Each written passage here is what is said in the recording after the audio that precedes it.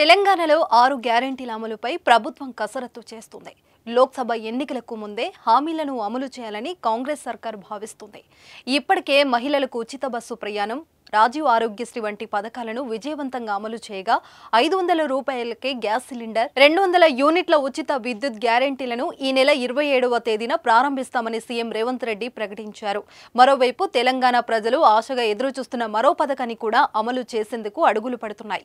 అయితే ఈ పథకం దక్కాలంటే సొంత బైక్ ఉండకూడదనే నిబంధనను అమలు చేయనున్నారని సమాచారం. మీ బిజినెస్ విస్తరించాలనుకుంటున్నారా? మార్చి 16-17 హైటెక్స్ లో ఫ్రాంచైజ్ ఇండియా బిగ్గెస్ట్ ఫ్రో ఎక్స్పో.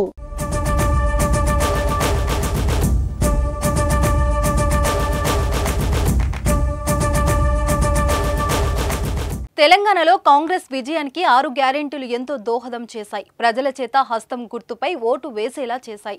ఎన్నికల్లో హామీ ఇచ్చినట్లుగానే అధికారంలోకి రాగానే 6 గ్యారెంటీల అమలుకై చర్యలు తీసుకుంటుంది రేవంత్ సర్కార్.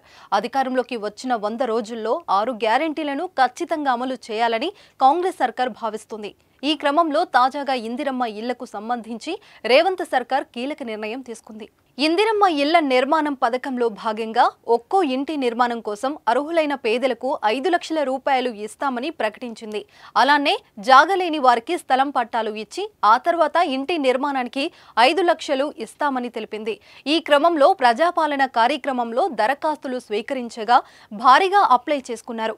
ఇక ఈ పథకం హామీ అమలుకు అడుగులు పడుతున్నాయి. పథకం మార్గదర్శకాలను అధికారులు సిద్ధం చేస్తున్నారు. ఇప్పుడు వడపోత కార్యక్రమాన్ని చేపడుతుంది. ఇందిరమ్మ ఇళ్ల లబ్ధిదారులను తగ్గించేందుకు ప్రభుత్వం కసరత్తు చేస్తున్నట్లు తెలుస్తుంది. బైక్, కారు ఉన్న వారికి ఈ పథకానికి అనర్హులుగా పరిగణించాలని ప్రభుత్వం భావిస్తున్నట్లు సమాచారం. ఎంత కరెంటు వాడుతున్నారు, ఏసీ, వాషింగ్ మిషన్ ఉందా అని కూడా ఆరా తీస్తున్నట్లు వార్తలు వస్తున్నాయి. అయితే ప్రభుత్వం మాత్రం దీనిపై ఎలాంటి అధికార ప్రకటన చేయలేదు. అయితే బైక్ నిబంధన పెడితే మాత్రం చాలా మంది అనర్హులుగా మిగిలిపోయే అవకాశం ఉందని ఆవేదన వ్యక్తమవుతుంది. మరి ప్రభుత్వం ఇందిరమ్మ ఇంటి హామీపై ఎలాంటి నిబంధనలు తీసుకొస్తుందో చూడాలి మరి.